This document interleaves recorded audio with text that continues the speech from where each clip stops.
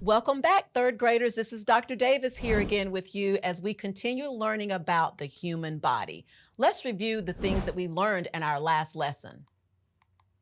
So first of all, we've learned that skeletal muscles come in all sorts of shapes and sizes.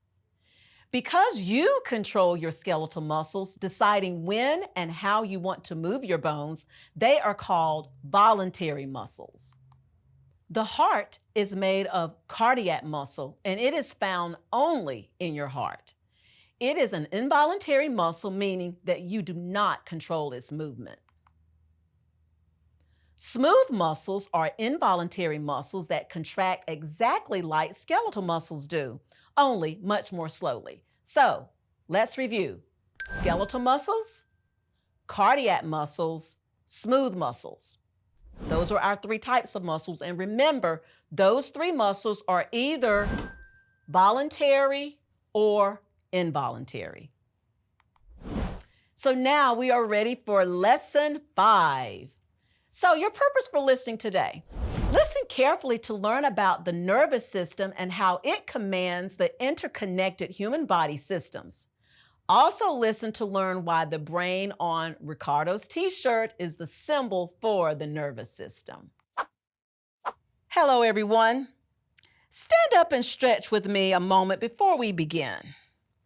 Put your hands on your hip bones and bend forward as far as you can.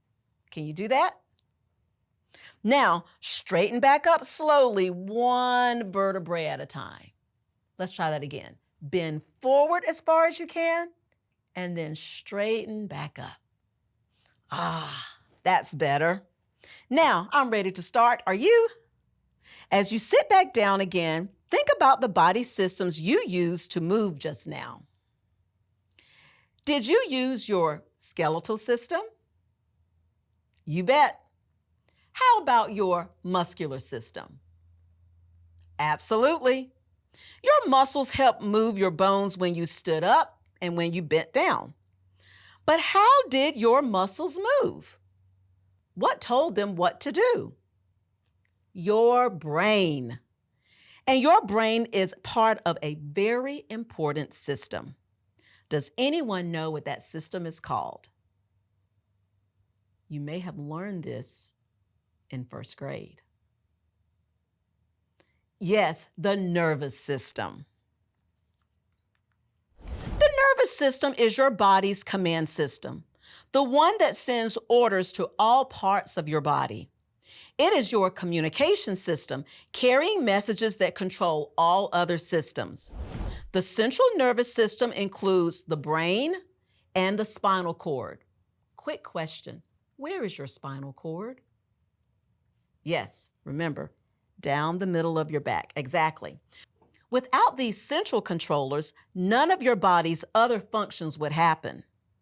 Your brain is a soft mass of tissues protected by your skull, a rigid helmet-like structure of bones encasing the brain.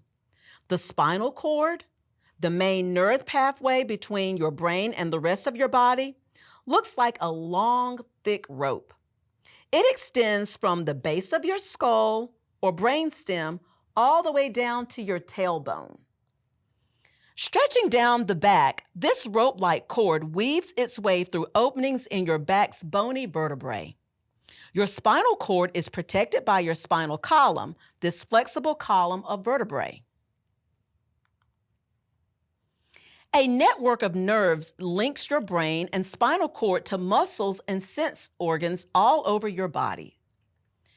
Each nerve is a bundle of fibers, tiny thread-like cells encased in thin, fatty tissue.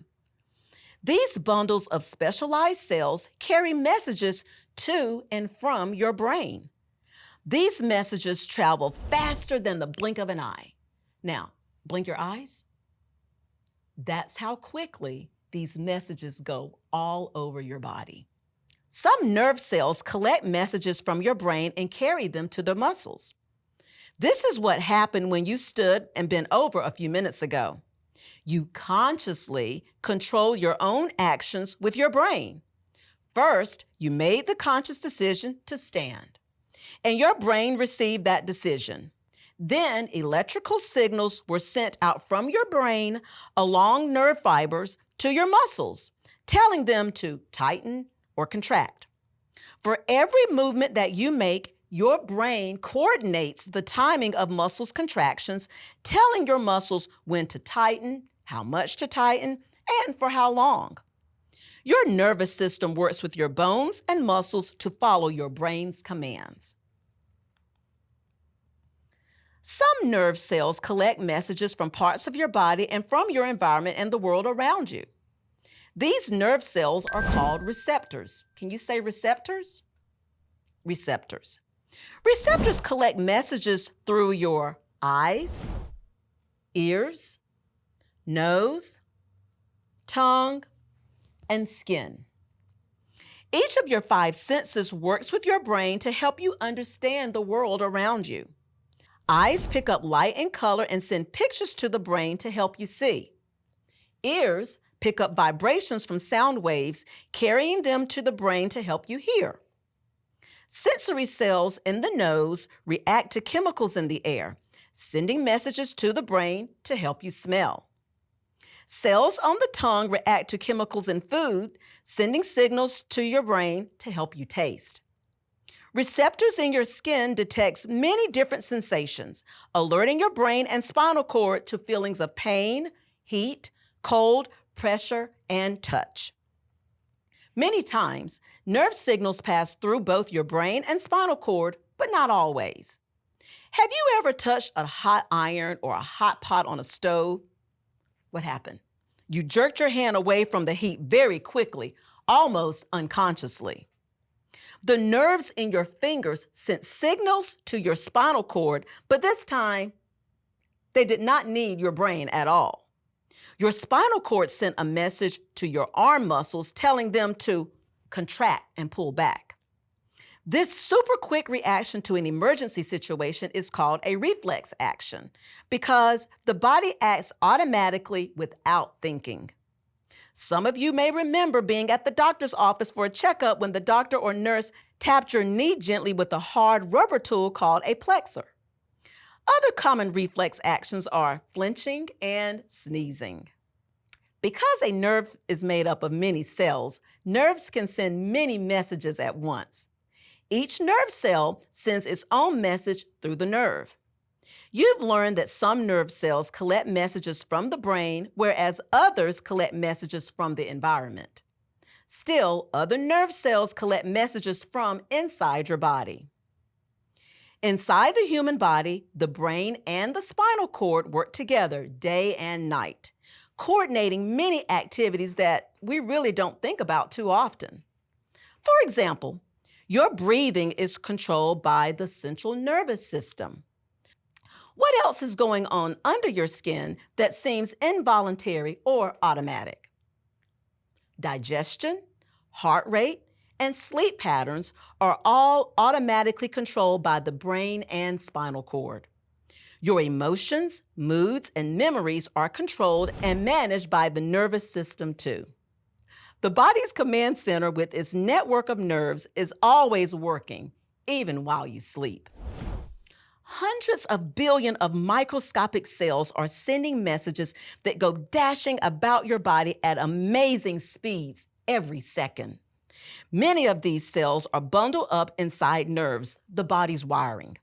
These nerves branch out in all directions, carrying tiny electrical chemical signals from your brain and spinal cord to the tips of your fingers and toes, to the inside of your eyes and ears, and to every other part of your body.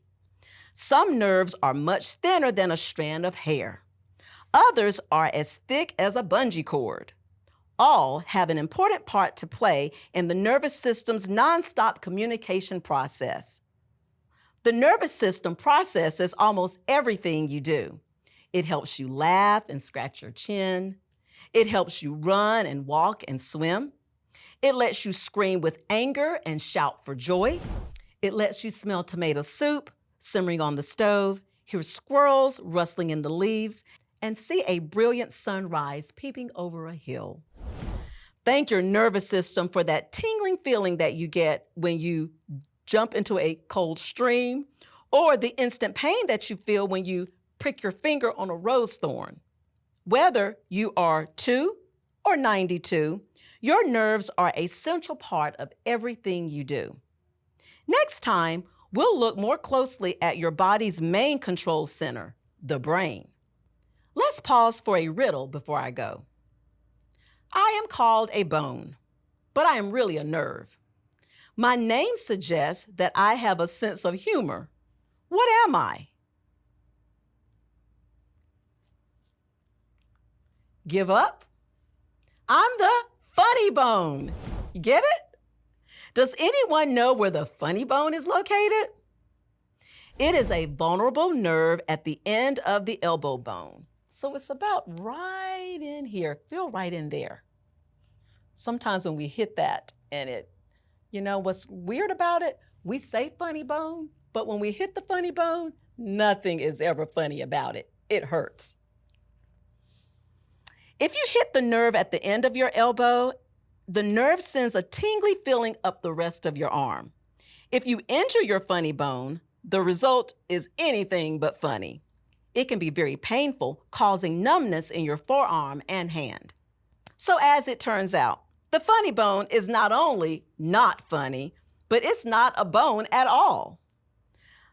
Be careful the next time you're wrestling with your friends. You won't be laughing if you hit your funny bone. Well, I'll be back next time to tell you more about your body's command center. Can you guess what I mean when I say command center? See you later. Okay, now let's look at our comprehension questions for this lesson. What is a nerve? Simply put, a nerve is a bundle of fibers. It's encased in tissue, and it also sends messages. That's one of the main important purposes of a nerve. What does the central nervous system control? The central nervous system controls the functions of the body and all of the other systems. Remember, we use that term command center? So it is very important. Now, what makes up the nervous system? What parts of our body make up the nervous system? Which things do you remember? The brain, the spinal cord, and nerves make up the nervous system. And our last question, why is it important for the brain to be protected by the bones in the skull? Why is it important for the brain to be protected by the bones in the skull? Why does your brain need to be protected? The brain is vulnerable, which means it's kind of without protection. And damage to the brain is serious and can affect the functions of all of the other systems of the human body. So it is very important for the skull to protect the brain because it can't protect itself. And if we don't have a brain, then the brain is not able to help command and send all of those messages that we need to make all of those systems work together in our body. Great job today. And now it is time for a brain break. So I need everyone to stand up. We're going to play a little game of Simon Says. Even though I can't see you out there, I want you to listen carefully for what Simon is going to tell you to do. Simon says, find a place on your body containing cartilage. Where could you point? Yes, you could point to your nose. Where else could you point? Yes, you could point to your ears. Where else could you point? Right, anywhere where there are bones or joints that are connected, because you have to have cartilage to connect your bones. Okay, next one. Simon says, point to a voluntary muscle on your body. Everyone should be pointing. Well, where is a voluntary muscle? Yes, hands, arms. Where are some other voluntary muscles? Yes, legs, feet, your wrist. What's another voluntary muscle? Yes, the shoulder. We talked about being able to move. pelvic, all of those, we have voluntary muscles. Okay, Simon says point to your skull. Okay, Simon says point to your rib cage. Where's your rib cage? Yes, remember we talked about the ribs and they go all the way. It goes to the cage, actually goes back there. Great job. Simon says, listen carefully. Point to a ball and socket joint. If you are pointing to your shoulder, show me that it is a ball and socket joint. Right, because you can move it all around. What's another ball and socket joint? Yes, that's right. We talked about it in your legs, your pelvic, because you can move it, as mine are popping, all around. Okay, both sides. That's right, it moves all around. Great job. Last one.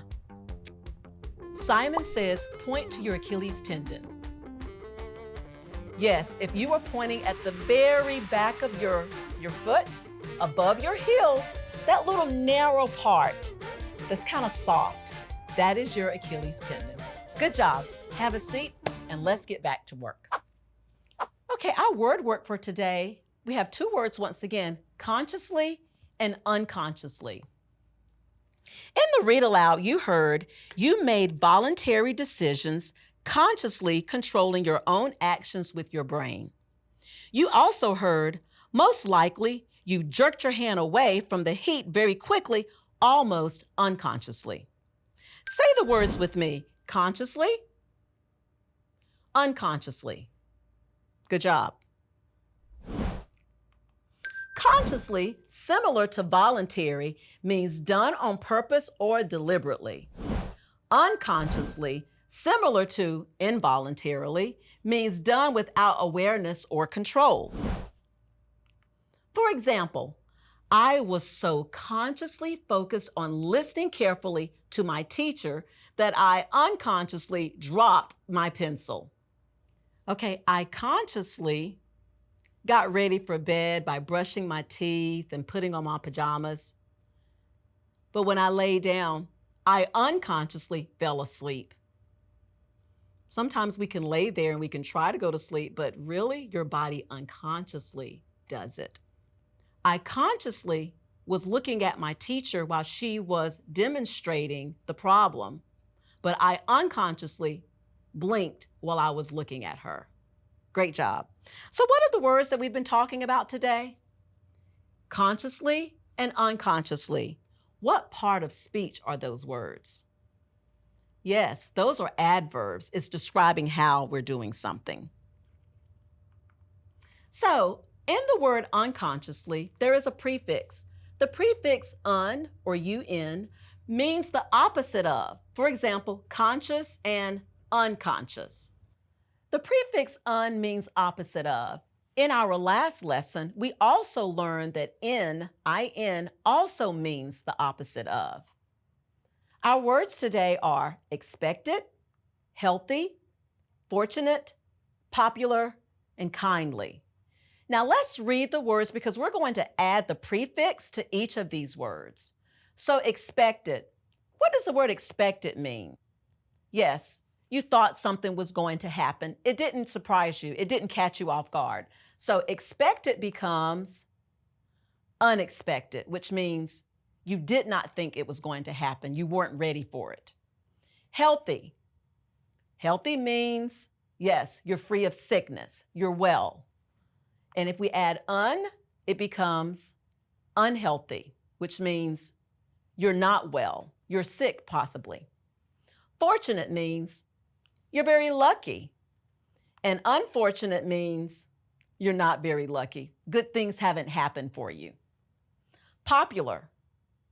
Popular means many people might know that person. Well known.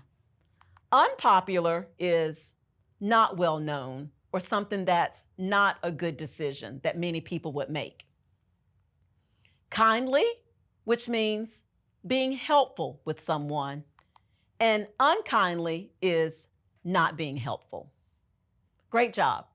So today with our word work, we have looked at these words consciously, which is similar to voluntary, and unconsciously, which is similar to involuntary. Good job, my friends. Come back next time where we're going to learn more about the body's command center, which is the brain. So long for now.